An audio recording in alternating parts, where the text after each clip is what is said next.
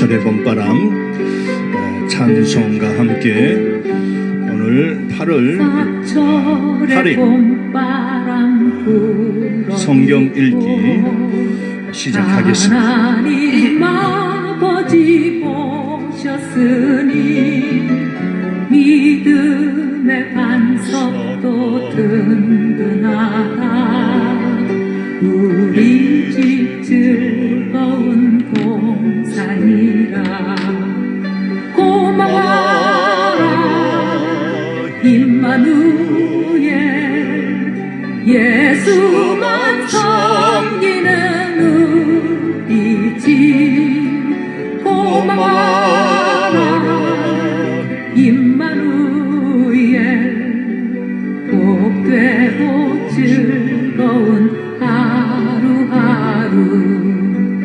어버이 우리를 보이시고 동기들 사랑에 뭉쳐있고 기쁨과 서른도 같이하니 한간의 초가로 천국이라.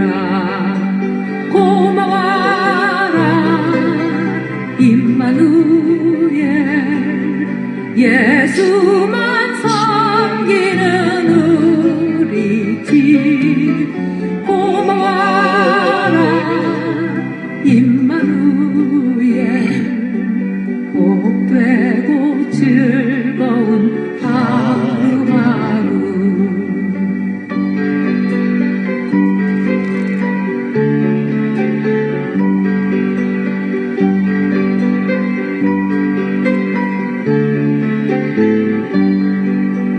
아침과 저녁에 수고하여 다 같이 일하는 온 식구가 한 상에 둘러서 먹고 마셔. 여기가 우리의 낙원이라. 고마워라 임마누엘, 예수만 섬기는 우리 집. 고마워라 임마누엘, 복되고 즐거운 하루하루.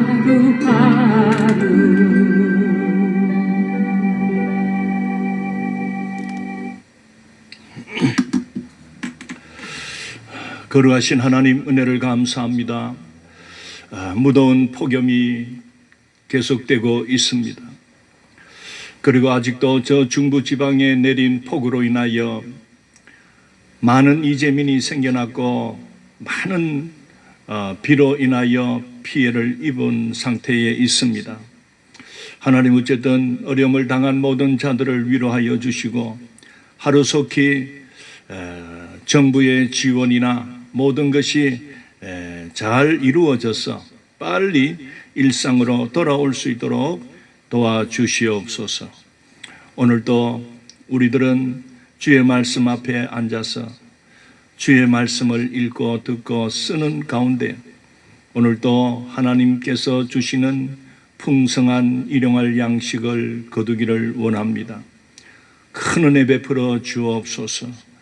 함께 이 더위 속에서도 참여하는 모든 자들에게도 오늘도 큰 은혜와 복을 내려주셔서 이 무더운 여름 주의 말씀과 함께 이겨낼 수 있도록 역사하여 주옵소서. 예수님 이름으로 기도드리옵나이다. 아멘. 오늘 읽을 말씀은 창세기 48장입니다.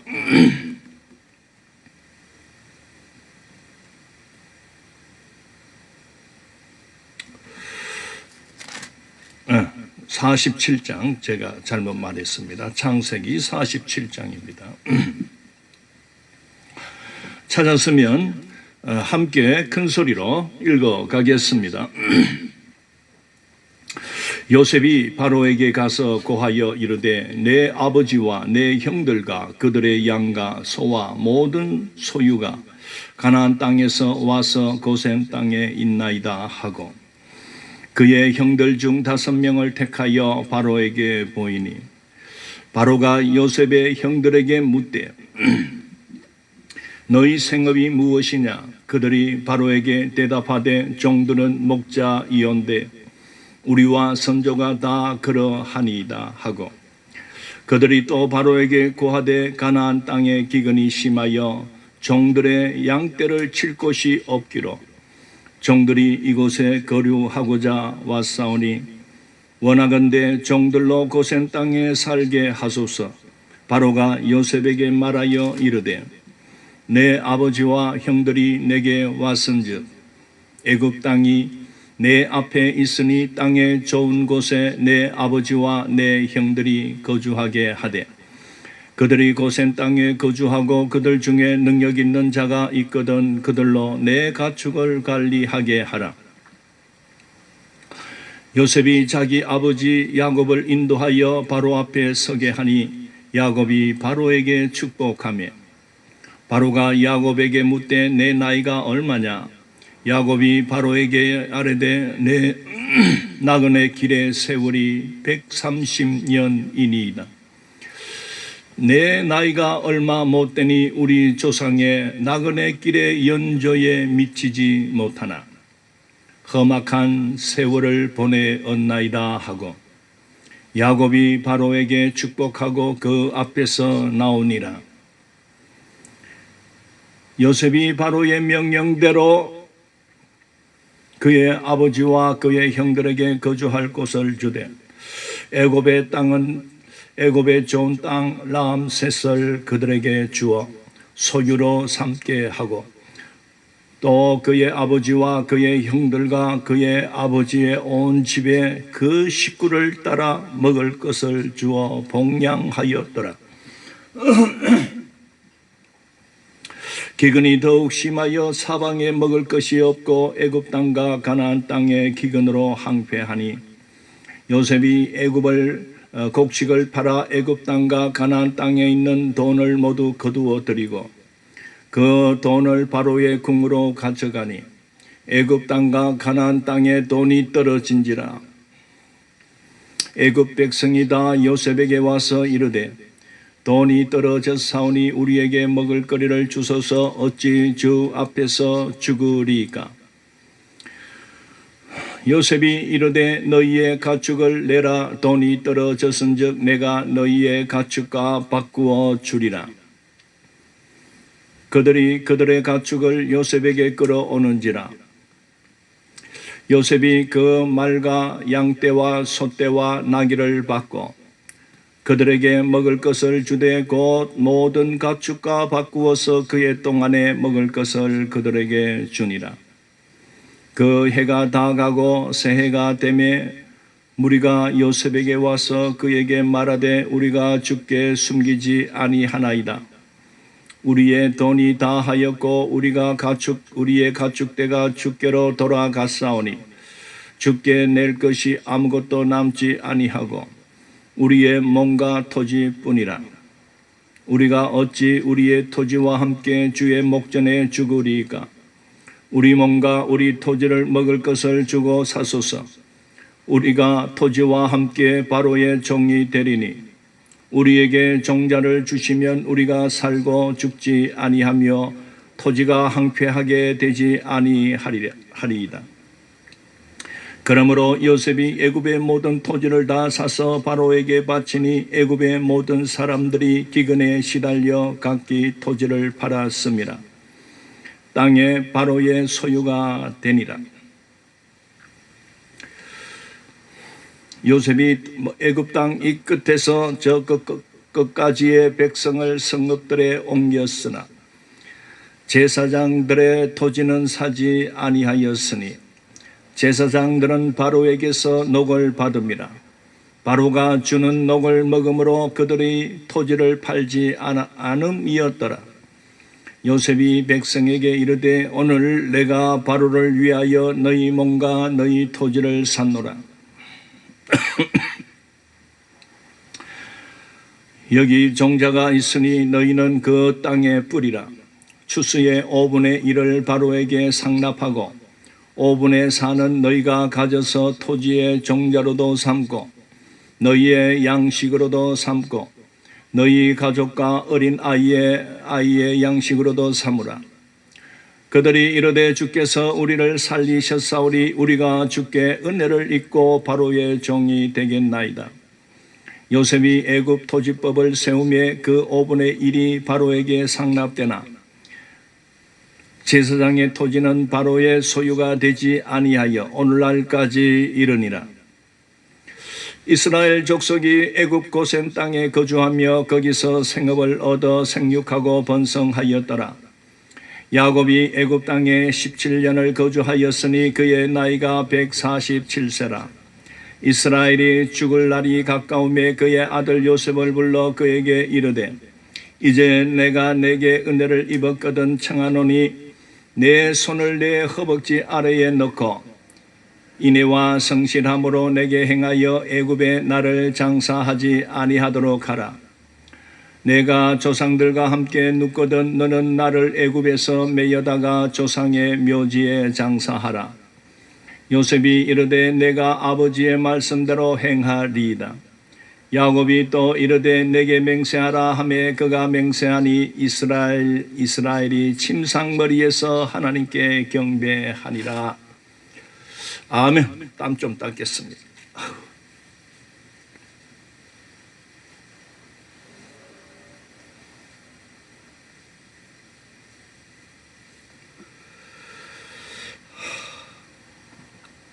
사랑하는 성도 여러분, 견딜만 합니까? 저도 견딜만 합니다. 오늘도 주의 말씀과 함께 복된 날이 되기를 축원합니다.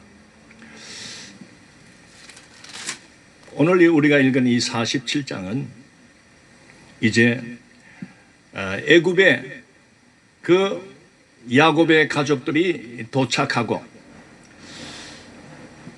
그때가 도착할 때가 야곱의 나이 130세라고 오늘 말씀은 기록해 놓고 있습니다. 그래서 야곱이 애굽의 가족들과 왔을 때의 130세가 이제 47장의 시작입니다. 그리고 47장의 마지막 부분에는 이제 야곱 나이가 147세로 이제 임종이 가까이 이제 오는 그런 말씀이 기록되어 있습니다. 그렇다면 이 47장의 기간은 약 17년이라는 그 기간이 주어지게 됩니다. 우리가 그걸 염두에 두고 오늘 말씀을 한번 살펴보면서 이 말씀 47장을 통해서 하나님께서 오늘 우리에게 주시는 놀라운 메시지들이 있습니다. 그 메시지를 오늘 우리가 참 발견하고 또 깨닫는 그런 시간이 되기를 바랍니다.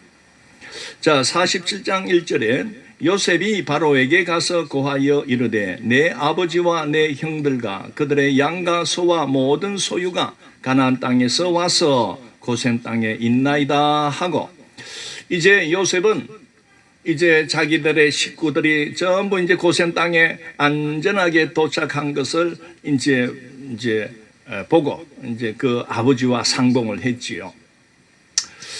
그런 후에 이제 요셉은 자기의 상간인 바로 왕에게 이제 가서 보고를 하는 겁니다.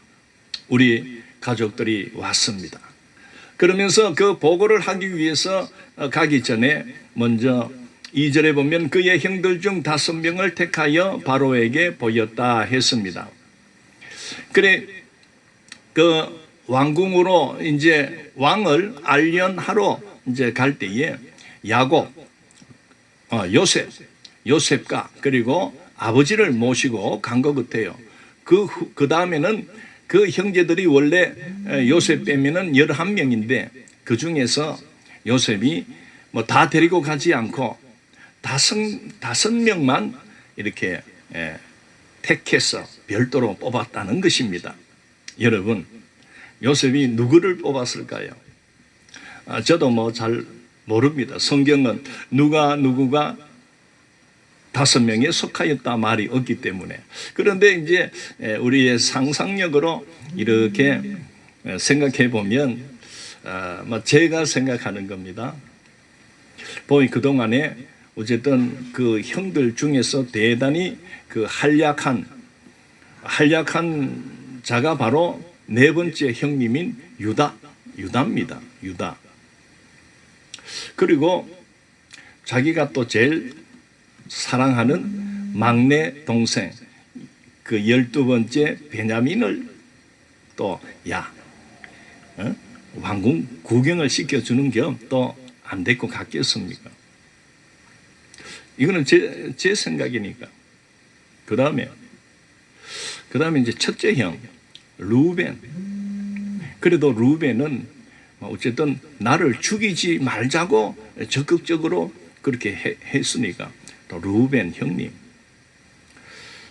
그럼 이제 3명이지요. 2명은 제가 잘 모르겠어. 어쨌든 5명. 자, 5명과 아버지와 자기가 총 이제 한 7명 정도가 이제 바로왕 앞에 가서 이제 어떻게 보면 요즘 말로 하면은 그 리셉션 어떤 한영 만찬 또는 축하하는 어떤 그런 만찬장으로 갖지 않겠나 싶습니다. 이미 바로도 다 알고 그러니까 이제 어떻게 하든 간에 바로도 막 초청을 했으니까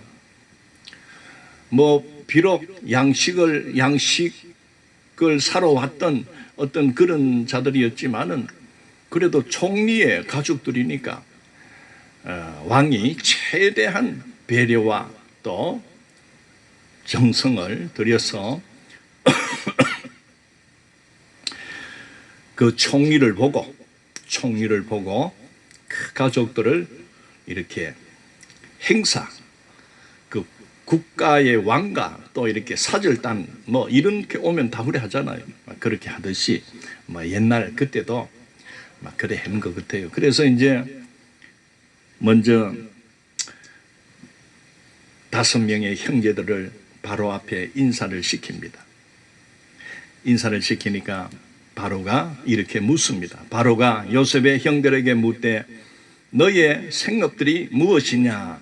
그들이 바로에게 대답하되 종들은 목자이온데 우리와 선조가 다 그러하니이다. 그렇게 말하도록 했어요. 보면 우리가 46장에 보면 33절에 보면은 요셉이 미리 가가지고 먼저 그 바로왕 앞에 가서 어떻게 대답을 하고 이렇게 이제 또 대답을 또 엉뚱하게 또 이렇게 짓거리면 안 되고 큰일 나거든. 그러니까 형님들한테 미리 사전 교육을 시킨 거예요. 33절 46장 바로가 당신들을 불러서 너희의 직업이 무엇이냐 묻거든. 34절에 당신들은 이르기를 주의 종들은 어렸을 때부터 지금까지 목축하는 자들이온데 우리와 우리 선조가 다 그러하니이다 하소서. 왜 이렇게 우리가 우리의 직업을 이건 솔직한 것보다는 어쨌든 우리 정직하게 그래 말하라 이 말이에요. 왜냐하면은 그 요셉의 뜻이 있는 거예요. 왜냐하면은 그 애굽 사람들은 그 가축 키우는 사람, 이 목축업을 하는 이런 직업을 아주 그냥 천대하는 어떻게 보면 성경은 가증이 여긴다고 했습니다. 별로 안 좋아한다 이 말이죠. 그러니까 천상 이 고센 땅은 목축하는 사람들이 살 땅이니까 그래 애굽 사람들도 타치도 안 하고 아이고 저것들 짐승 키워 가지고 저렇게 사는 사람들이다. 뭐 이렇게 이제 여기니까 올 일도 없고 뭐 교류할 서로 뭐 왕래할 일도 없고, 그래 요셉은 어쨌든 이 고센 땅을 어쨌든 자기 집안 아버지와 자기 형제들이 막 차지해서 살 수 있도록 그런 어떤 게 있습니다. 그러니 이제 막 솔직하게 그리 하면 그렇게 허락할 것이다. 이제 이렇게 해서 이제 47장 3절에 그래 물어볼 때 그 형들이 똑같이 대답합니다. 그들이 바로에게 대답하되 종들은 목자이온데 우리와 선조가 다 그러하니이다 하고, 그들이 또 바로에게 고하되 가나안 땅에 기근이 심하여 종들의 양떼를 칠 것이 없기로 종들이 이곳에 거류하고자 왔사오니 원하건대 종들로 고센 땅에 살게 하소서. 이렇게 대답을 정답을 아주 잘 시킨 대로 잘 했습니다. 그런데 이제 4절에서 우리가 이곳에 온 것은 가뭄으로 인해서 양떼들을 칠 수가 없어.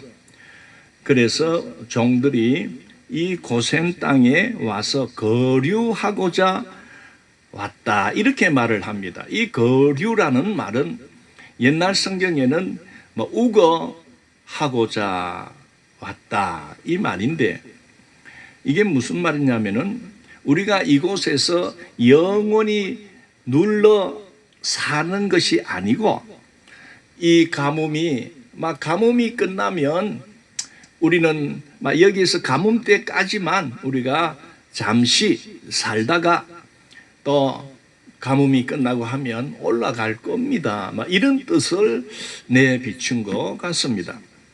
자, 5절에 바로가 요셉에게 말하여 이르되 내 아버지와 형들이 내게 왔은즉 애굽 땅이 내 앞에 있으니 땅의 좋은 곳에 내 아버지와 내 형들이 거주하게 하되 그들이 고센 땅에 거주하고, 그래 요셉에게 명령을 하는 겁니다. 이제는 이거는 왕이 명령을 하는 거기 때문에 앞으로 또 생각이 바뀌면 쫓아내고 그런 게 아닙니다. 그래 이 왕이 이 형제들을 신임을 하고 해서 그런 게 아니고, 요셉이 너무나 일을 잘하고 그러기 때문에 요셉을 신임하기 때문에 요셉아 사브나 바네아,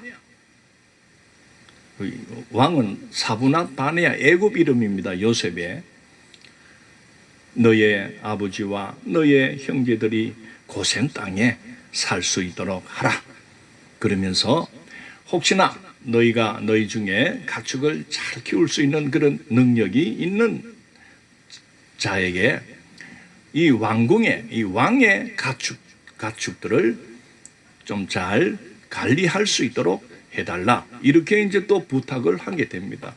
여기 이런 걸 보면 너희들 양떼도 치고 너희들은 너희가 쳐가지고 너희가 먹고, 그 다음에 또 바로도 또 고기도 먹어야 안 됩니까? 그러니까 그 바로 왕궁에서 또 이렇게 관리하는 그런 가축들이 있었는 것 같아요. 그래 이것도 좀 키워둬. 그러면은 그냥 키워둘라 하겠습니까? 그래 거기에 대한 수고비 또 인건비 이런 것도 계산해 가지고 또 주지 않겠습니까? 그리고 일자리가 또 하나 늘어났다니까. 자, 여러분, 이 바로가 봤을 때는 자기가 통치하는 그 땅의 일부분인 그 고센 땅을 내줄 수 있을 만큼 요셉을 그만큼 신임을 했다는 것입니다. 어떻게 보면 바로 왕은 이 히브리 사람인 이 요셉이 비록 과거에는 노예 신분이었지만은 어쨌든 인재 등용에서 복을 받은 사람입니다. 여러분, 뭐 인사가 만사다 하는 그런 이야기가 있는데, 사람을, 그 리더십이 있는 사람을 정말 잘 세우는 것이 이 국가를 운영하는 그런 자들, 그 지도력에서는요, 백성을 굶어 죽이느냐 또는 백성을 한하게 하거나 그렇게 한다든지, 또는 백성을 더 풍성하게, 어쨌든 그 나라의 살림을 더욱 풍성하게 해줄 수 있는 것은 어쨌든 사람의 그 지혜와 사람의 머리에서 나오는 거기 때문에, 특히 국가를 운영하는 자들은 정말 인재를 잘 선정하고 택해야 되는 그런 지혜와 지도력이 있어야 됩니다. 요즘 보니까 우리나라의 그 대통령이 고심이 많은 것 같아요. 거의 인기도 떨어지는 것 같고, 거의 그동안에 쭉 보니까 그 청와대의 어떤 비서진들, 자기들의 참모를 잘못 세우는 것 같더라고요. 전부 다 어떤 이념, 편향성이 있는 이념을 가진 이런 자들, 그 대통령이 자기 이념과 같은 그런 이념을 가진 자들만 이렇게 뭐 자기 딴에는 뽑아가지고 앉혀놨는데 전부 사고를 치고 있잖아요. 하는 것마다 막 이게 큰 소리는 뻥뻥 치면서 하는 것, 손 대는 것마다 이게 그만 막 난리를 일으키니까, 지금 나라가 지금 부동산 때문에 지금 난리가 났습니다. 그래 인기가 떨어지는 거지. 대통령 자신은 잘한다고 괜찮는데, 대통령이 할 일은요, 대통령이 나서가지고 부동산 이야기하고 그럴 필요는 없습니다. 대통령은 이 국민들 중에서 정말 이 나라를 잘 다스리고 운영하고 또 기획하고 할 수 있는 그런 적소에 정말 이 요셉과 같은 이런 인재를 발굴해서 총리에 앉히고, 그리고 참모진에 앉히고 비서진에 앉혀야 되지. 네 편이고 내 편이고 이것 따지다 지금 망할 짝이 났습니다. 전부 자기 편들만 그냥 데리고 앉아서 하이. 그들의 머리에서 뭐가 나오겠어. 그래서 내로남불, 그렇게 정직, 사람 중심, 그리고 여성 인권에 대해서, 또는 그 노동자를 위해서 이런 좋은 소리는 혼자 다 떠들어 놓고는, 가만히 보니까 저것들이 뒤로는 전부 집을 몇 채씩 사놓고요, 또 성폭력, 이런 거는 강력하게 다스리겠다 해놓고는 저것들이 쥐가 또극하고 앉아있어, 전부 다. 그 희한해. 이것도 말이 샜는데, 어쨌든 이 바로는, 애굽의 바로 왕은 어쨌든 그 청년 요셉을 잘 만났기 때문에 이 바로는 복을 받은 거예요. 그래서 요셉이 총리직을 앉혔는데 성실하게 정직하게 일을 하고, 그리고 요셉이 정책대로 전적으로 맡겨버리니까 이 바로가 사는 거요. 왕궁이 살고, 오히려 이 요셉은 오늘 47장에 나옵니다. 이 애굽 왕조를 더욱 강력한 왕조로 만들어 내고 있습니다. 어떻게 보면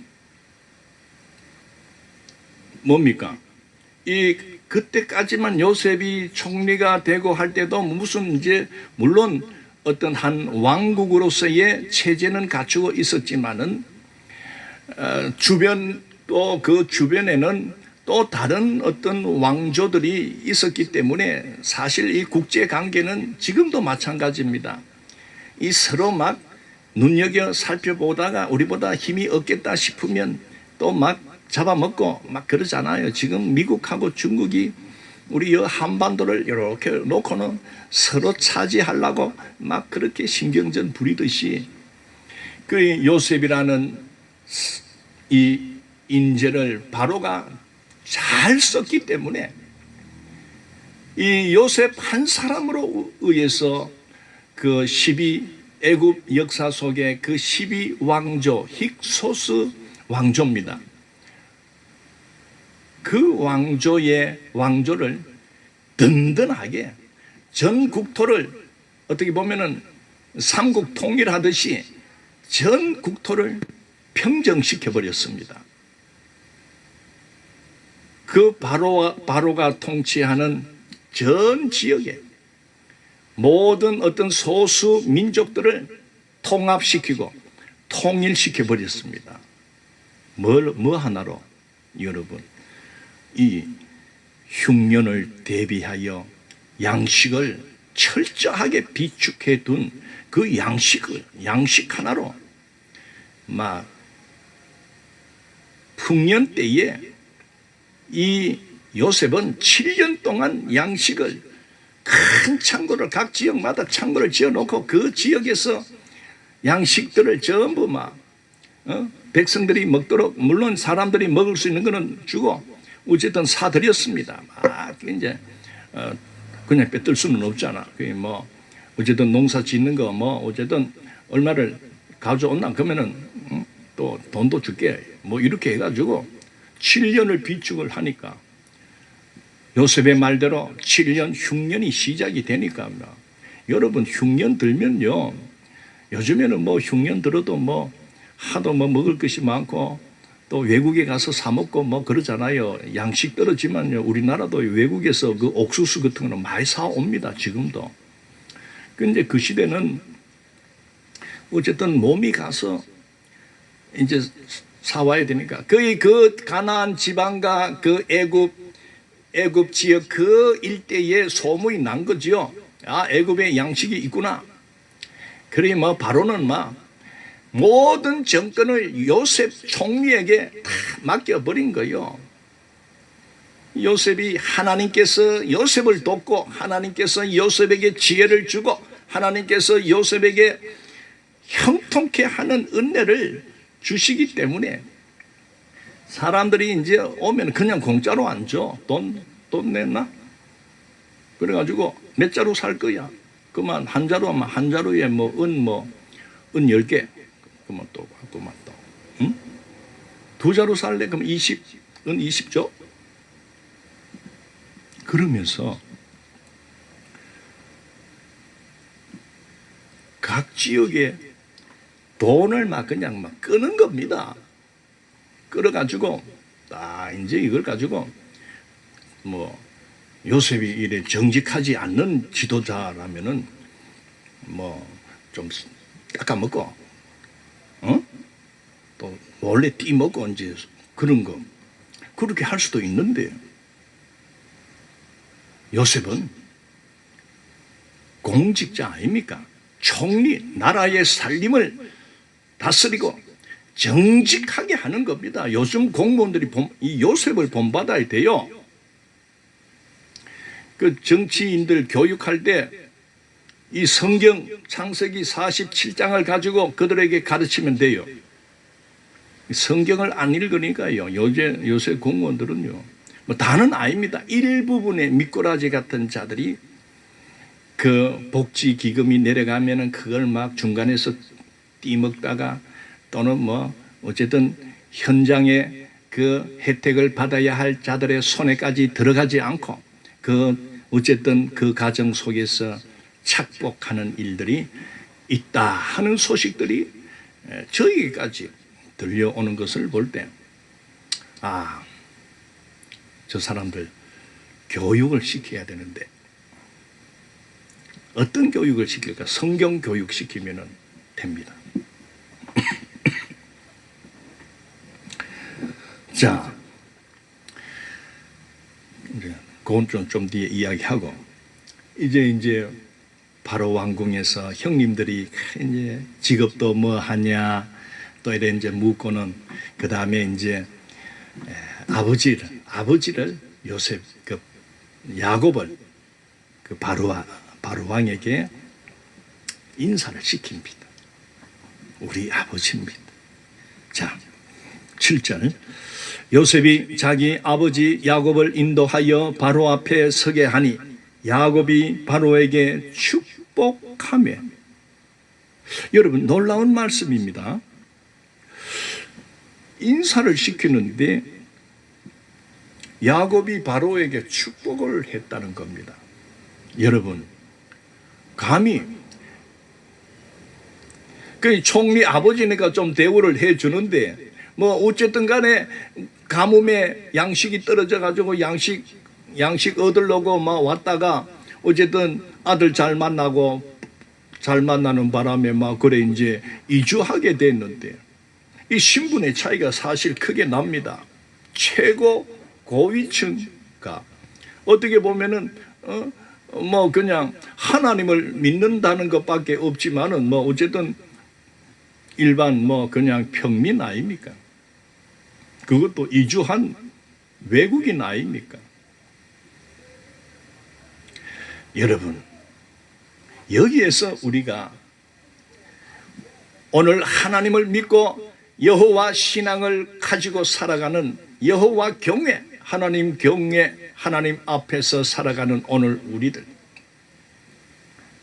담대함을 우리가 가져야 된다는 것은 오늘 여기에서도 나타나고 있습니다. 우리가 어디를 가든지 예수님께서도 말씀하셨습니다. 제자들을 향하여 너희들이 전도하러 나갈 때에 어느 집에 들어가든지 너희는 먼저 그 집에 평안을 빌어주라. 누가복음 10장 8절에 기록되어 있습니다. 어느 집에 들어가든지 먼저 말하라. 이 집이 평안할지어다. 여러분, 평안을 줄 수 있는 자는 어떤 자입니까? 바로 하나님을 믿고 살아가는 자들은 그 누구에게도 평안을 선포할 수 있고, 그리고 하나님의 복을 선포할 수 있는 자입니다. 그리고 뭐 야곱이 할아버지, 아버지, 자기 때까지 이어져 오는 그 하나님 여호와가 너와 함께 하리라. 이 애굽에 내려올 때도 하나님께서 야곱의 그 부엘세바 예배에 나타나셔서 내가 너와 함께 하리라, 이 음성을 들었지 않습니까? 오늘 예수를 믿고 구원받고 살아가는 성도 여러분, 오늘 우리 모두는 하나님이 우리와 지금도 함께 하고 있음을 기억하시고, 지금 우리와 함께 하시는 성령 하나님을 우리가 담대히 붙들고 의지하고, 누구를 만나든지 어느 집에 가든지 방문을 하든지 찾아가든지 누구든지 찾아오든지 먼저 우리는 그들을 향하여 축복을 선포할 수 있는 자들이 되시기를 바랍니다. 그 지금 유대인들, 지금도 살아가는 유대인들은 누구를 만나든지 샬롬 뭡니까?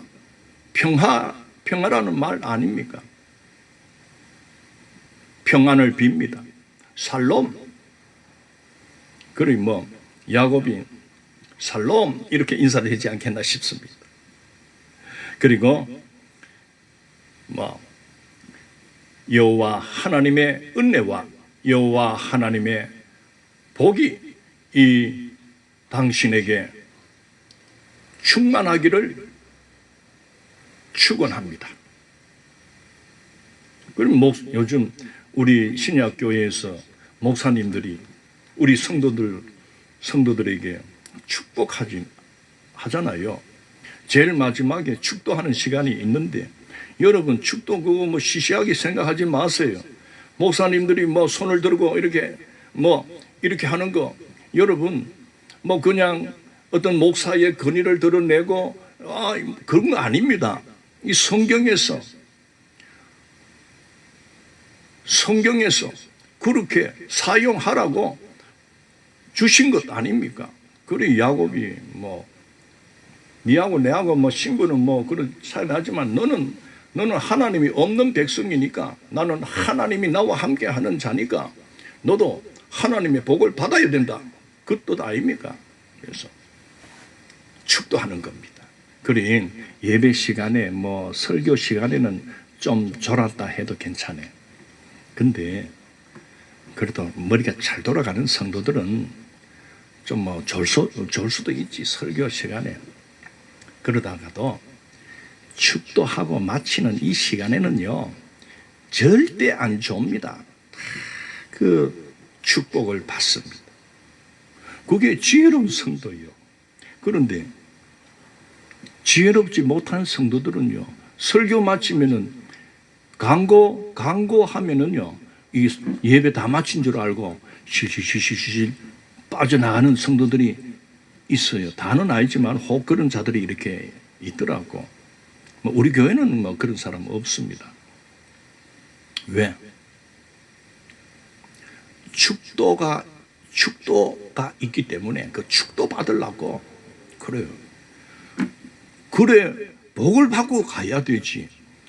하나님의 복을 받지 않고 그냥 설교만 듣고 가면은 그거는 그 예배를 다 완전하게 온전하게 드렸다 할 수 없는 거예요.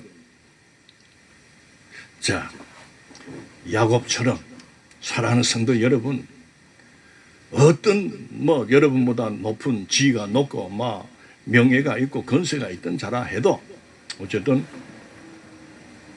축복을 빌어줄 수 있는 여러분들이 다 되기를 축원합니다. 자, 이렇게 하니까 뭐 야곱이 나 싫다 그러지 않습니다. 그냥 뭐 듣는 거지. 자, 7절 요셉이 자기 아버지 야곱을 인도하여 바로 앞에 서게 하니 야곱이 바로에게 축복하며 바로가 야곱에게 묻되 너의 나이가 얼마냐? 야곱이 바로에게 아뢰되 내 나이 내 길의 세월이 130년이니이다. 자, 자기 나이가 지금 현재 130세라고 했습니다. 그러면서 야곱이 내 나이가 얼마 못되니 우리 조상의 나그네 길에 연조에 미치지 못하나 험악한 세월을 보내었나이다. 지금 야곱은 내 나이가 130세입니다. 내가 우리 조상들보다는 연조가 짧지만은 그래도 나의 지난 세월은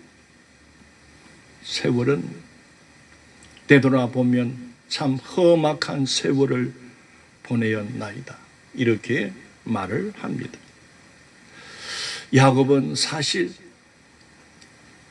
우리가 성경을 읽으면서도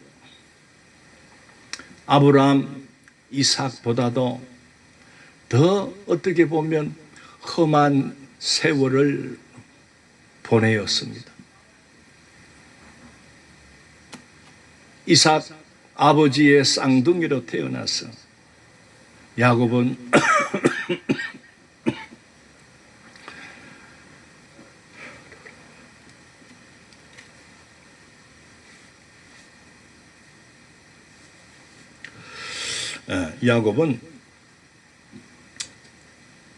태어나면서도 어떤 육체적으로나 이런 부분들이 좀 약한 어떤 그런 모습들을 이렇게 설명하고 있습니다. 어떤 유약한 모습, 어떤 남자답게 뭔가 이렇게 왕성하게 뛰어다니고 이런 활동력이 있는 그런 사람이지 않고 그저 집안에서 조용하게 그렇게 보내었던 그런 자였습니다. 그리고 자기는 둘째 아들, 쌍둥이지만은 두 번째로 태어났다 하는 그런 어떤 컴플렉스가 있지 않았을까 싶습니다. 왜냐하면 아버지의 그 축복권과 그 아버지의 그 장자권이 장남인 에서에게로 돌아간다는 것을 그는 일찍부터 알게 되었지 않을까 싶습니다. 그러다 보니 이 야곱은 정말 그 장자권을 사모했고 그 영적인 그 하나님의 은혜와 복을 사모하다 보니 너무 막 거기에 집착을 하다 보니 형을 어떤 팥죽 한 그릇에 그 장자권을 바꾸고 또 아버지, 연세가 많은 아버지, 앞이 잘 안 보이는 그 아버지를 어쨌든 속여가면서까지 내가 장자입니다. 나에게 축복하여 주시고 나에게 그 장자권의 건세를 나에게 달라. 어떤 이런 우리가 정상적인 생각을 할 때는 굳이 저렇게 속이면서까지 할 필요가 있을까라고 여겨질지 모르겠습니다만 어쨌든 야곱은 자격이 없다는 것을 자기가 알기 때문에 이렇게 아버지를 속이지 않고는 얻어낼 수가 없다 보니 엄마가 또 함께 동조를 해주고 엄마가 그렇게 해라. 엄마가 또 시키니까 그렇게 해서 어쨌든 그 일로 통하여 그는 도망자가 되어서 엄마의 고향인 밧담 아람으로 도망을 갈 때 그의 나이가 여러분 76세입니다. 그리고 그때까지 장가도 안 가고 그래 있었는 것 같아요. 이미 그 형 예수는 40살에 장가를 가가지고 이방 여인들을 2명이나 데리고 그냥 하면서 그 성경 읽다 보니까 그 이방 며느리들이 그 이삭의 가정에 들어와서 그 이삭과 리브가의 마음을 괴롭게 했다고 했지 않습니까?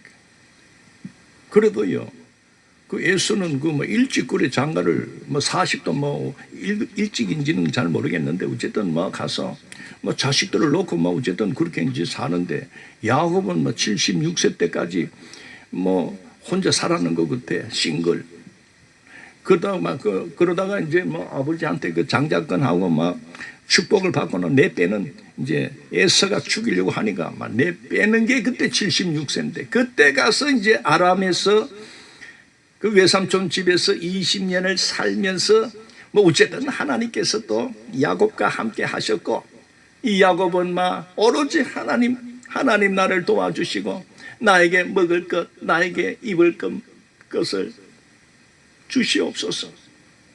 예배 중심으로 그렇게 했던 야곱이 그래도 20년 동안 외삼촌 밑에서 어쨌든 외삼촌이 이것도 머리가 아주 사람 부려먹는 거 돈 안 주고 그런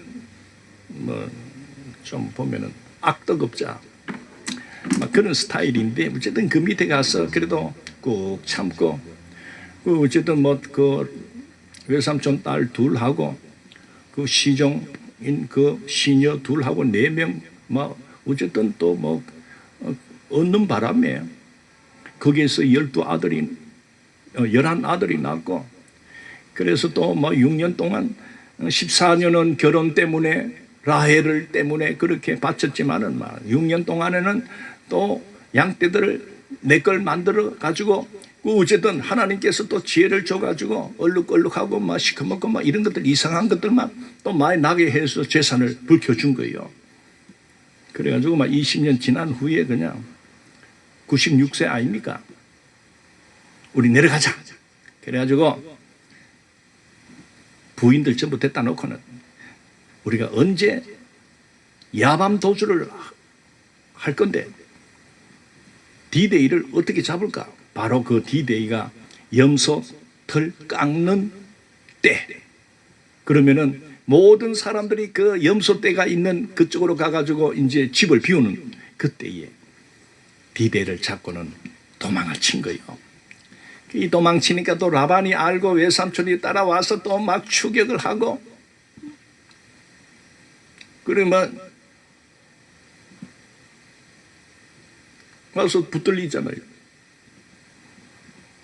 또 하나님께서 또 도와줘가지고 또 잘 또 하회해서 돌려보내고, 또 이제 또 이제 내려올라카이 바로 내려오지 않고 세겜으로 가서 또 있는 동안에, 그곳에 있는 동안에 또 딸 하나 그 디나가 또 그 세겜성에서 성추행해가지고 또 난리가 일어나니까 야곱의 11 아들 중에서 누굽니까? 응? 시므온과 레위가 칼 들고 가서 그것도 언제 우리 저것들을 다 죽일까? 디데이 언제지요? 할례 받고 3일째 되는 날, 그날이 아픈 날, 그 아픈 날을 딱 해가지고는 기습 공격해서 전부 아파 누워있는 그것들을, 남자들을 또 요절을 내버리고 멸절을 시켜버리고, 이 사건이 터지니까 막 이제 난리가 난 거요. 그 지방에 막 다른 종족들이 이 야곱이 이런 짓을 했다, 그 성추행한 거는 생각 안 하고, 뭐 그만 이래 그렇게 다 죽일 수 있나, 막 이래 또 막 할 때, 쳐들어올 때 또 하나님께서 또 역사하잖아요. 하나님께서 그 전 지역에 두려움을 주셔가지고, 너희들 야곱 가만히 놔둬라, 또 하나님이 막아주시는 바람에 막 하나님께서 이 야곱에게 빨리 짐 싸가지고 빨리 베델로 올라가라, 베델로. 그래서 베델을 거쳐서,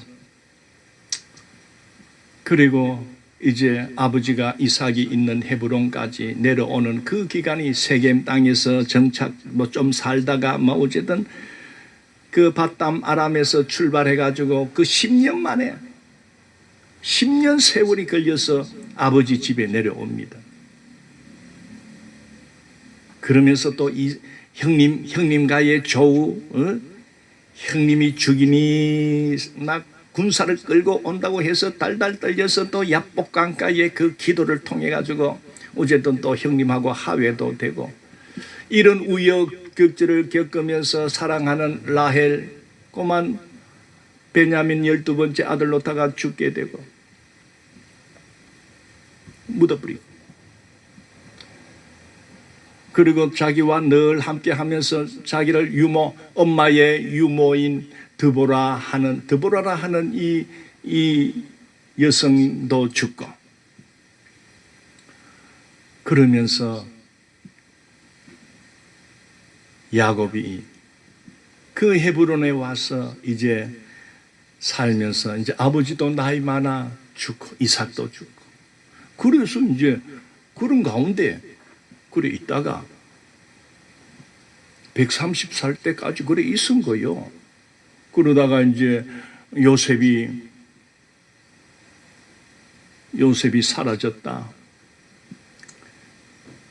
그런 사건이 일어남으로 인해 가지고 이 야곱은 절망 가운데서 겨우 목숨만 부지하고 그 막내 베냐민만 사랑하며 붙들고 그렇게 130까지 살다가 요셉이 애굽에서 총리가 돼 있더라 막 이카는 바람에 이제 이래 와서 이제 그래 이제 참 바로 앞에 와서 이제 인사까지 하면서 이제 그래 이런 이야기가 이제 생각을 하면서 보이 나의 130년은 험악한 세월이었습니다, 이렇게 말하게 되는 겁니다. 사랑하는 성도 여러분, 우리가 예수 안에서 예수님을 믿고 하나님 아버지를 우리가 깨닫고 만나서 이렇게 살아갈 때 지난 세월 하나님 없이 살던 세월 우리가 생각을 해보면은 참으로 험한 세상을 살다가 그래도 하나님 만나서 이렇게 살게 돼, 이게 얼마나 크신 은혜입니까? 넘어갑시다. 자, 이렇게 해서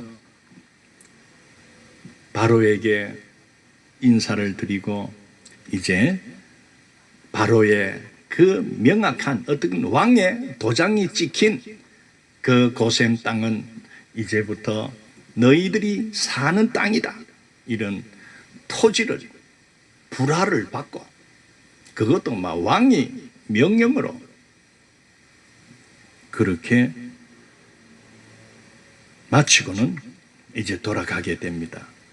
그러면서 애굽 땅 라암셋을 그들에게 주어 소유로 삼게 하고 또 그의 아버지와 그의 형들과 그의 아버지의 온 집에 그 식구를 따라 먹을 것을 주어 봉양하였더라.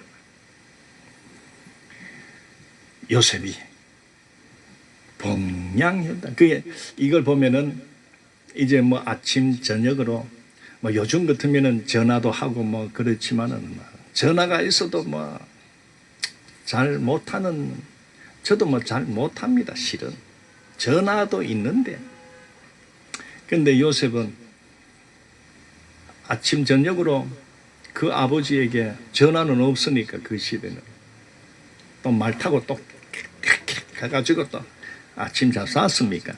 또 하고 또 막 와서 또 일하다가 또 저녁쯤 돼서 가가지고 또 저녁 잡쌌습니까? 그렇게 하지 않겠나 싶어. 요셉은 참 사람이 바르고 참 정직하고 예의 바르고 그리고 늘 부모를 생각했던 그 효자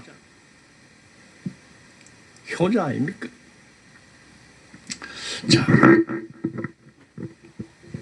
이제 좀 빨리 진행을 하겠습니다. 자, 우리가 애굽이라는 나라가 있는데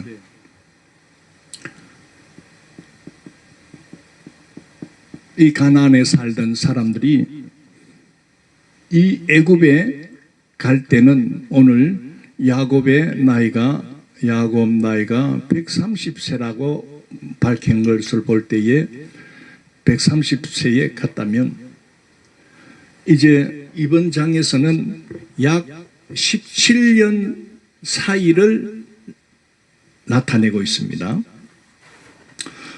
자, 이 애굽에서는 뭐가 진행이 됩니까? 지금 7년 풍년의 시기는 지나갔고 그 다음에 흉년 7년 2년째 접어들 때입니다. 왜?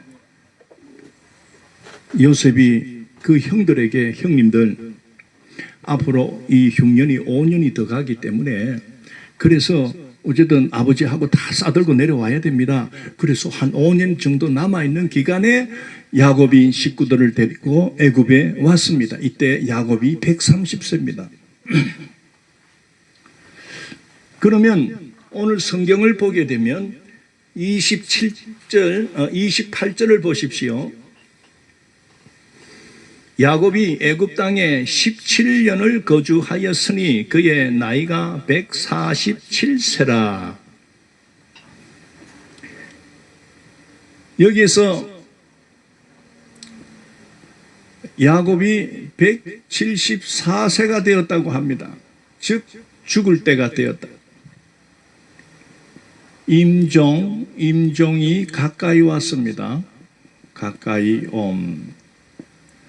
그러면 130세에 와가지고 이 애굽에서 살았던 야곱의 기간은 17년입니다. 왜? 130년 플러스 17년 해야 이걸 내가 잘못 적었네요. 147세. 이 17년 동안에 이제 뭐가 끝납니까? 5년 그리고 요 12년인데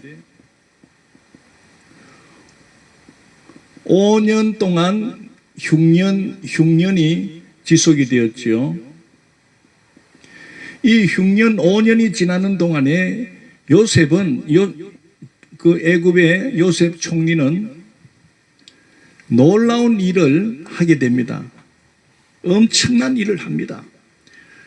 그 바로의 왕궁의 그 왕의 건세와 왕의 역량과 지도력과 온 나라 족속들이 왕의 노예가 되는, 온 땅이 왕의 소유가 되는, 완전히 나라가 개혁이 일어납니다. 통일 삼국을 이루어냅니다. 자, 13절부터 이렇게 시작됩니다. 기근이 더욱 심하여 사방에 먹을 것이 없고 애굽 땅과 가나안 땅의 기근으로 항폐하니 요셉이 곡식을 팔아 애굽 땅과 가나안 땅에 있는 돈을 모두 거두어 들이고 그 돈을 바로의 궁으로 가져가니. 자, 첫 번째, 애굽 전 지역과 이 가나안 일대가 전부 이 가뭄이 막 지속되니까 5년 동안 계속 진행이 되니까 돈을 싸그리, 그러니까 각 족속들이 갖고 있는 돈을 전부 양식 팔고 돈을 끌어모음.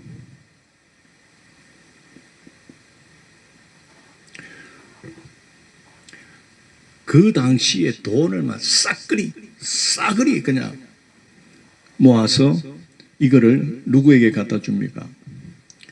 바로에게 바칩니다. 바로에게.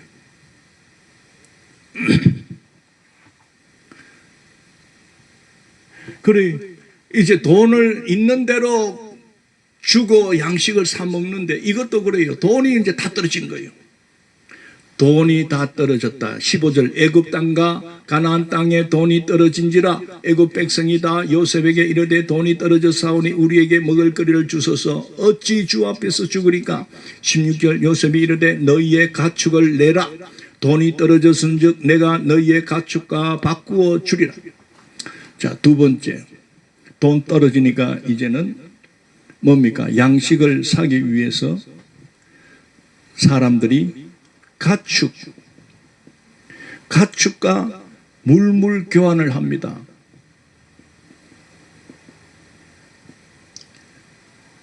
그래, 이것도 그래. 계속 이 흉년이 되니까 있는 대로 이제는 막 양새끼, 소새끼 이제 막 있는 대로 개새끼 하면서 막 다 아이고 또 봐라.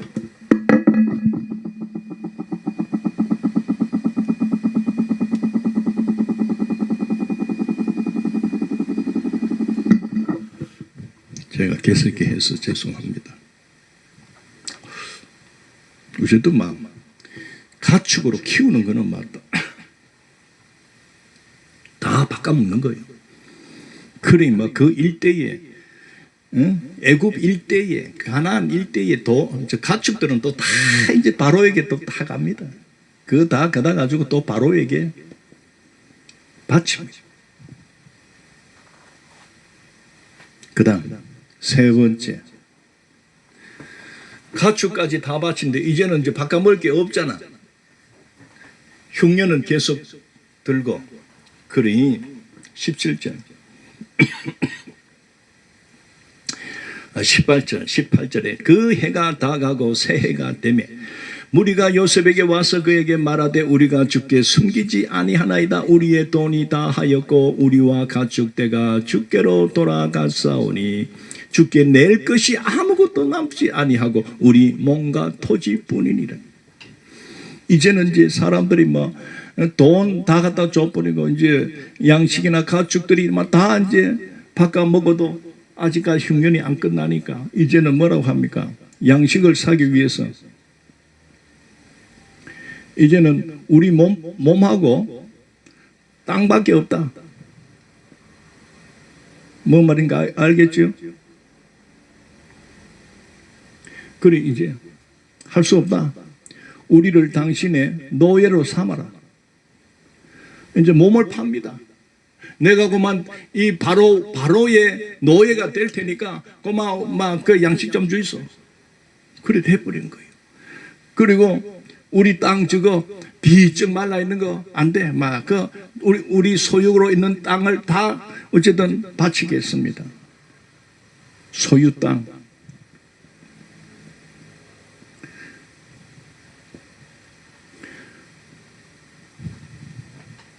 여러분, 사람이 먹을 것이 없으면요, 마지막에는요, 몸 팝니다. 성경에 나가면 나중에요, 사람들이요, 기근이 계속되니까 먹을 것이 없으니까 제일 마지막으로 자식을 잡아먹는 거예요. 솔로몬의 지혜라고 할 때 그 자식을 하나를 놓고 막 두 부인이 막 싸우지요. 그 원인이 뭡니까?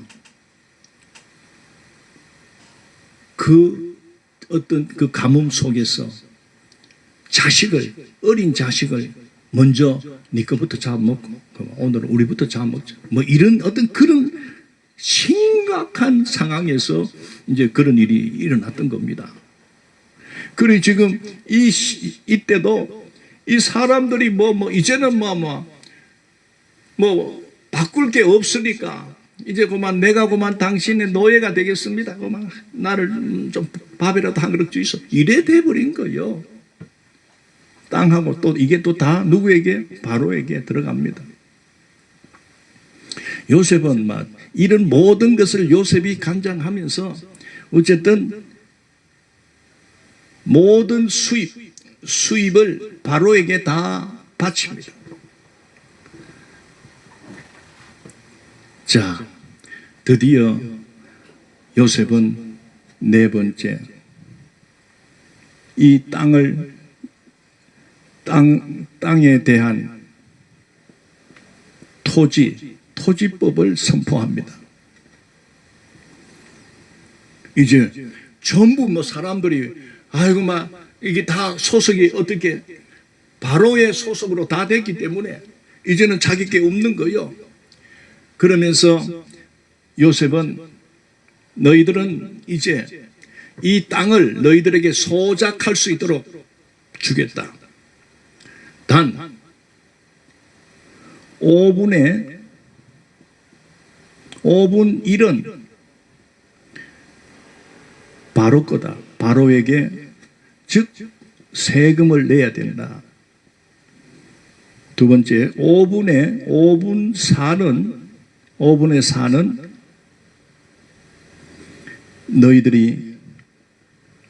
너희들이 사용하라. 자, 이렇게 됐습니다. 그리 이 흉년이 이제 마지막 해가 됐을 때 이 토지법을 사용합니다. 요 흉년 4년이 지나고 마지막 1년이 남았을 때 요셉이 26절에서 요셉이 애굽 토지법을 세우며 그 5분의 1이 바로에게 상납되나 제사장의 토지는 바로의 소유가 되지 아니하여 오늘날까지 있더라. 단 이제 그 애굽 전 일대의 모든 땅이 이제 국유지로 되는 겁니다. 어떻게 보면 바로의 땅이 됩니다. 그래 이 바로는 요셉 밑에 요셉을 진짜 잘 만났습니다. 그러는 바람에 이 바로의 재산이 이제는 전 지역의 돈은 자기가 다 거다 들였고, 그 다음에 가축이나 어떤 이렇게 키우는 소떼나 양떼나 염소떼의 모든 가축대가 바로의 소유가 되었고, 그리고 양식, 모든 땅들이 그만 바로의 소유가 되고, 또 모든 사람들은 전부 이제 바로의 종이 된 겁니다. 이런 지경이 된 겁니다. 자, 이렇게 된 것은 바로가 무슨 능력이 있고 아닙니다. 바로 그는 요셉을 만났기 때문에 그렇습니다. 하나님께서 바로에게도 요셉을 만날 수 있는 복을 주었고, 또 요셉도 어쨌든 요셉의 과거의 신분은 노예입니다. 노예의 신분에서 요셉도 어쨌든 꿈풀이를 잘 하는 바람에 총리직에까지 올라가게 되었다. 그래 요셉은 늘 하나님이 항상 함께하며 형통케 하는 사람이 아닙니까? 자, 아까도 말씀드렸듯이 나라를 다스리는 지도자는 어쨌든 인재, 사람을 잘 만나야 됩니다. 그런데 사람을 평가하고 사람을 뽑을 때에 그냥 내 마음에 들고 또는 뭐 내 편이니까 내와 생각이 같으니까 이런 어떤 편협된 사상 거기에 매몰되면요, 그는 지도 죽고 다 죽습니다. 백성들이 다 죽어버립니다. 그런데 이 바로는, 이 요셉은 자기의 어떤 족속도 아닙니다. 그것도 저 히브리에서 팔려온 노예라는 형편없는 직을 갖고 있는 그 청년 30세 된 어떻게 보면은 애숭의 아이입니까? 뭐 인생을 많이 산 노련미, 뭐 어떤 그런 지혜, 그런 것이 어른에 비해서는 좀 떨어진다 해도 그런 어떤 신분이나 어떤 조건을 보고 뽑는 것이 아니었고, 그는 그의 꿈을 해석하는 걸 볼 때, 아하, 이 사람은 하나님이 함께하는 자, 하나님이 함께하는 자임을 보고 요셉을 총리로 세워 바람에 어쨌든 뭐 7년째에서 뭐 한 총 14년, 흉년 7년이 막 끝날 때 바로는 그 일대의 최고의 왕조로 일대 최대 강력한 왕국을 이루어냅니다.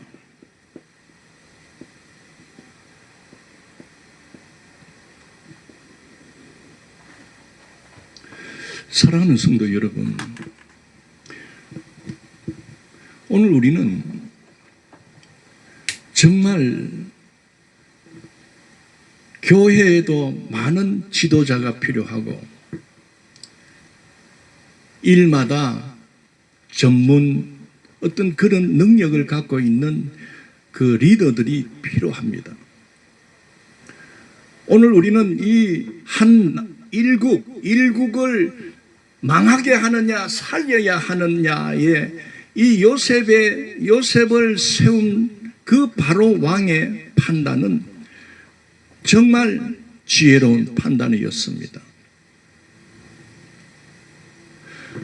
요셉 한 사람으로 인해서 그 바로의 왕권, 그 다음에 바로의 왕국은 초강국, 누가 넘볼 수 없는 그러한 어떤 큰 땅을 소유하고 모든 가축과 모든 돈과 그리고 모든 자들이 전부 바로의 종이 된 상태가 되었습니다. 그리고 이제는 바로는 강력한 통치력을 행사할 수 있는 위치에 올라가게 되었습니다. 이것은 바로는 요셉이라는 하나님을 믿고 하나님을 경외하는 그 젊은 청년을 만났기 때문에 그렇게 된 겁니다. 여러분, 우리나라 과거에 한 4세기, 뭐 6세기 그 정도 삼국시대가 우리나라에 있었답니다. 고구려,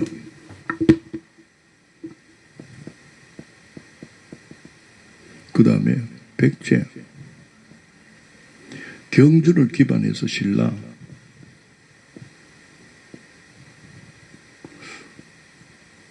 이 고구려가 이쪽이고 백제는 뭐 이쪽이고 신라는 이제 이쪽인데 고구려가 막 이렇게 되죠. 신라가 그 당시에 제일 나라가 작고 힘이 없었어요. 그런데 신라는 인재 등용에 철저하게 사전부터 그 신라의 왕은 누군지는 모르겠는데 뭐 어쨌든 신라 왕이 젊은 아이들 약 청소년 시절이 되면은 전부 이 아이들을 이 하랑 제도를 해서 뭐 모르겠어요. 한 12세부터 뭐 하여튼 뭐 한 5세 뭐 이 정도 되겠지, 청소년. 이런 아이들을 단체 생활을 시킨 겁니다. 그게 하랑 제도입니다. 들어봤죠? 하랑 간창 뭐 저도 어릴 적에 읽어본 기억이 나요. 오늘 막 이 성경 말씀 이거 하면서 이게 생각이 나. 어떻게 신라가 삼국 통일을 이루어냈는가? 그래 저도 막 이게 오늘 요셉이 어떻게 해가지고 전 일대를 통일시켰는가? 막 강력한 바로의 왕권으로 세워나갔는가를 읽으면서 이게 생각이 나서 지금 이야기하는 거예요.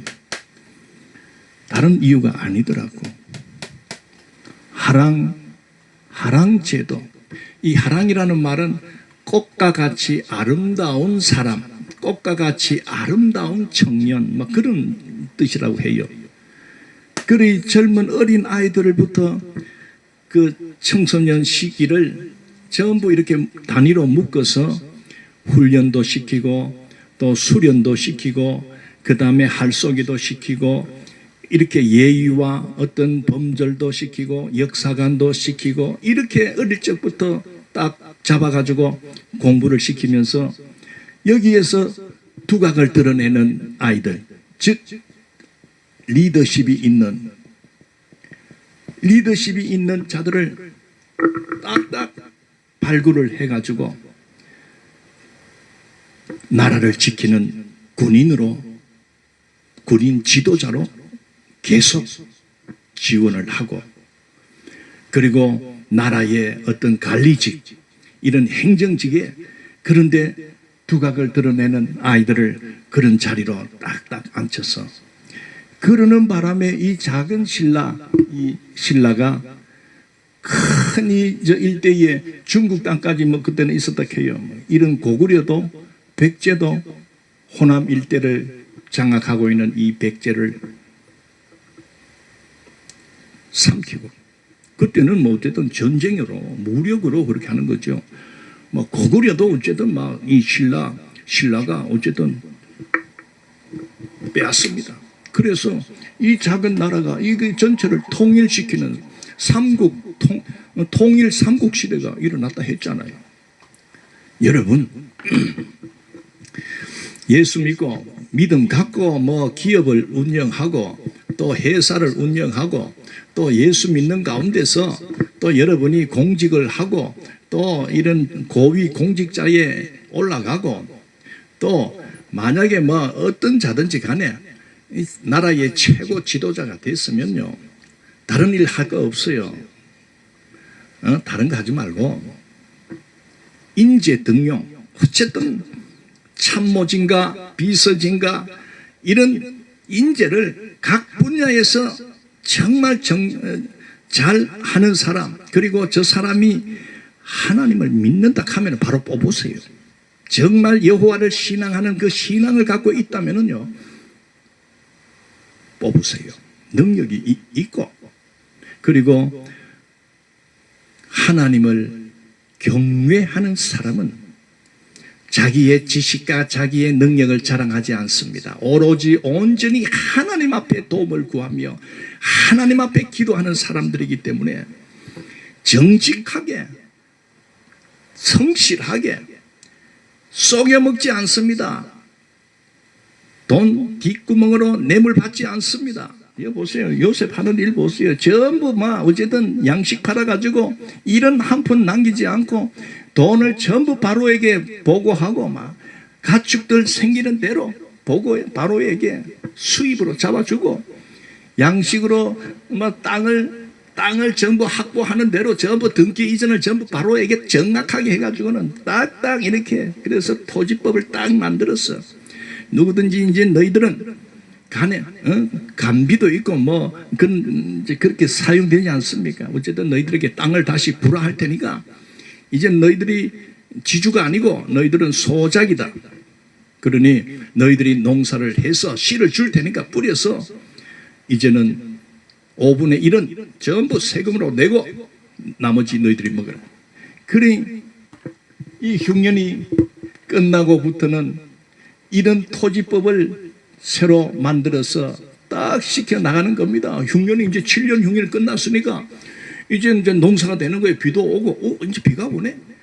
그러다 보니 막 불이 나고 막 하니까 이제 막 이미 요셉은 다 이걸 알잖아요. 하나님께서 착착착 하는 대로 막 하니까 이제 백성들, 사람들은 전부 이제 이야, 이거 세금을 5분의 1 거두는 거 이거요. 대단한 거요. 그래도 이게 많은데요. 군소리 할 수도 없어. 전부 이제는 자기들의 신분도 이제는 바로의 종들로 다 소속이 되기 때문에 요새 이 부가세 이 10분의 1 내는 거 이거 여러분 어쨌든 잘 해야 됩니다. 세금은 잘 내야 됩니다. 교회도 보면은 10분의 1 그거 11조 하나님께서 어쨌든 이 옛날 구약 시대 때부터 지금까지 이 성직을 맡고 있는 또는 이 성전을 운영하기 위해서 하나님께서 그 10분의 1을 성전세로 내라고 딱 정해놨잖아요. 그런데 요새 보면은 그게 아까워가지고 띠먹으려고 하는 사람들이 있어. 안 돼. 그러면 복을 못 받아요. 자, 그러면서 한 가지 예외가 있습니다. 이 와중에서 한 가지 예외는 그 당시 제사장, 물론 애굽은 태양신을 섬기는 그런 어떤 우상을 섬기는 나라였지만은 그래도 요셉은 그들의 어떤 그 신앙에 대해서 하지 마라 그러지는 않았습니다. 어쨌든 그들에게 그 신을 섬기는 이 제사장의 어떤 이 땅은 손을 대지 않았습니다.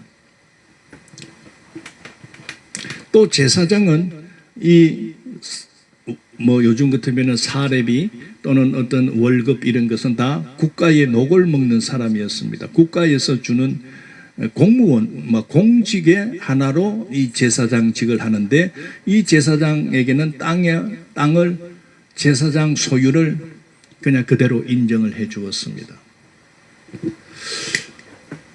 어쨌든 요셉은 참 이렇게 바로를 위해서 요셉이 그렇게 성실하게 정직하게 그렇게 이 흉년의 기간을 잘 마무리하고 끝날 때는 모든 그 지역 일대의 재산이나 모든 것이 바로의 소유가 되도록 해놨다는 사실을 보게 되면 참 한 나라의 흥망성쇠도 사람에게 달렸다는 것을 보게 됩니다. 정말 인재가 중요하구나. 인사가 만사라는 말이 맞습니다. 어떤 사람을 세우느냐에 따라서 그 정권이 흥하느냐 망하느냐 달려 있습니다. 지금 사실 안타깝게도 지금 이 나라의 정권을 가만히 보니까 대통령은 참 보니 사람이 그렇게 악한 사람은 아닌 것 같아요. 어쨌든 해보려고 저렇게 하는데 그 대통령, 그 사람의 실수가 있습니다. 그게 바로 자기를 도와서 일해 나갈 참모진과 비서진들을 인재 등용해서 실패를 했습니다. 이제 이 정권은 올해 참 제 생각입니다. 참 오래 가겠나 싶습니다. 인재 등용에서 실패한 정권은 오래가지 못합니다. 내려가는 속도가 이제 더 빨라질 것입니다.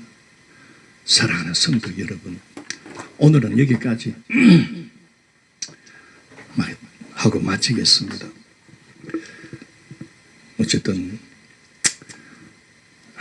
가정을 돌보고 또 조그마한 어떤 기업을 하든지 이 세상 일은 어쩔 수 없이 누구나 사람이 하게 되어 있습니다. 혹시나 사람을 참 이렇게 뽑을 수 있는, 등용할 수 있는 어떤 그런 자리에 있는 사람이라면 여러분, 하나님께 지혜를 구하십시오. 사람 한 사람, 두 사람, 많은 사람을 쓴다고 좋은 것이 아닙니다. 정말 요셉 같은 하나님을 의지하고 하나님을 믿는 청년, 그리고 정말 하나님 앞에서 신전의식을 갖고 살아가는 그런 자, 그리고 실력이 있고 또 정직한 그런 자를 만날 수 있는 복을 받으십시오. 그 복은 당신이 하나님을 인정할 때 당신에게 좋은 인재들이 붙게 됩니다.